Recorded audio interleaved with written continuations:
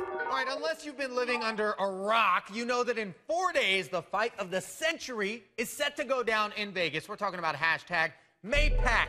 The undefeated Floyd Mayweather takes on 8-time world champ Manny Pacquiao. And who better to talk about this monumental matchup than a legend who fought Muhammad Ali in arguably the biggest fight of the last century, the Rumble in the Jungle. I'm talking, of course, about the former heavyweight champion of the world, George Foreman, who joins us now from New York. George, thank you so much for being here. I want to get right to my first question. Now, the Rumble's obviously still one of the most talked about fights of all time, but this matchup between Pacquiao and Mayweather is stacking up to be almost as big 40 years later, if not bigger. So what is it about this particular fight that makes it as big as it is and also draws in the interest of people who aren't fight fans?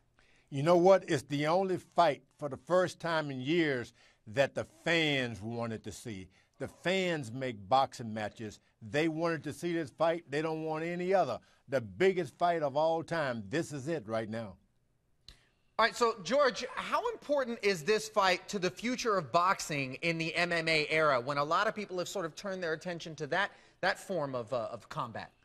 This put boxing back on the pedestal where it should have been all the time. You don't say the Super Bowl of all boxing matches. Now you can say it's the heavyweight championship event, putting boxing back where it should have been and never should have left.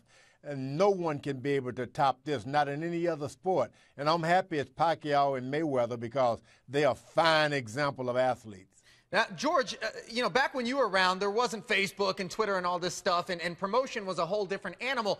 But these folks, you know, they've got their 24/7 series that showcases things on paid cable. And then you've got them tweeting out, you know, photos and opportunities for fans to invest in the run-up to the particular fight. Is that the sort of thing you think that's going to help bring the excitement back to boxing beyond just giving people the fight that they want? And that's what made it bigger than any other boxing match. And it's probably has produced the greatest fighters of all time right here in this generation.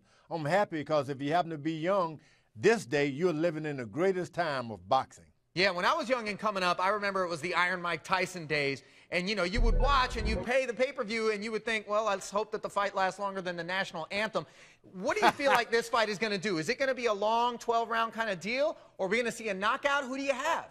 Yeah, you know, they're not the big heavyweights like we were, so don't look for a 1, 2, 3-round knockout. You're going to really get your money's worth now. You're going to pay a lot, but you're going to get a lot in a boxing match because these guys will have to figure each other out. It's going to take about 6 rounds, maybe 7, just to figure one another out. Is that something that frustrates you, though, that in the lower weight classes, guys will actually take the fight further and potentially turn it over to the judges, which is what a lot of people who are skeptics of boxing are saying is the problem with it? Yeah, but then at the same time, you get a chance to eat a hot dog. And, you know, I'm selling hot dogs now. At GeorgeForemanButcherShop.com, you can have them seated and delivered to your house. But I like it. You get a chance to enjoy popcorn, your friends, because you know you're going to get at least 6 or 7 rounds. George Foreman, excellent point on the tail end there. And maybe I'll whip out my Foreman grill and get my dogs ready, yeah? It's going to be some eating, I'm telling you. Thanks so much, George.